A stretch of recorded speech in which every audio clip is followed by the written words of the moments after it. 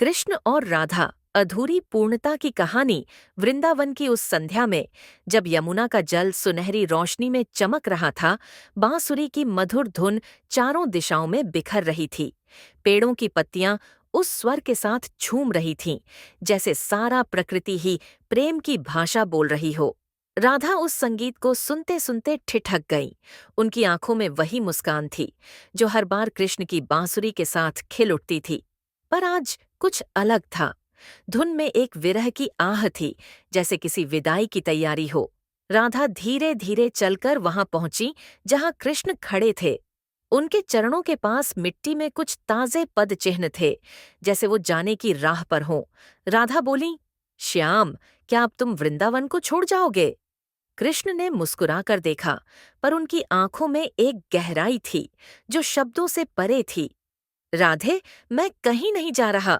मैं तो बस अपना कर्तव्य निभाने जा रहा हूँ, लेकिन मेरा मन, वह तो यहीं तुम्हारे संग रहेगा। राधा की आंखों से आंसू झरने लगे। श्याम, प्रेम क्या केवल मिलने का नाम है? यदि दूरी ही नियति है, तो यह हृदय कैसे संभालेगा? कृष्ण ने धीरे से उनका आंसू पोंछा। राधे, प्रेम तो तब पूर्ण होता है जब वह शरीर से परे हो जाए। जब तुम्हारा नाम मेरी सांसों में बस जाए और मेरा नाम तुम्हारी धड़कनों में, तब न दूरी रहेगी, न विरह। वह बांसुरी राधा के हाथों में रखकर बोले, अब यह तुम्हारी है। जब भी इसे बजाओगी, मैं वहीं होऊंगा, इस हवा में, इस वृंदावन में, तुम्हारे हर श्वास में। राधा ने बांसुरी को हृदय से लगा लिया।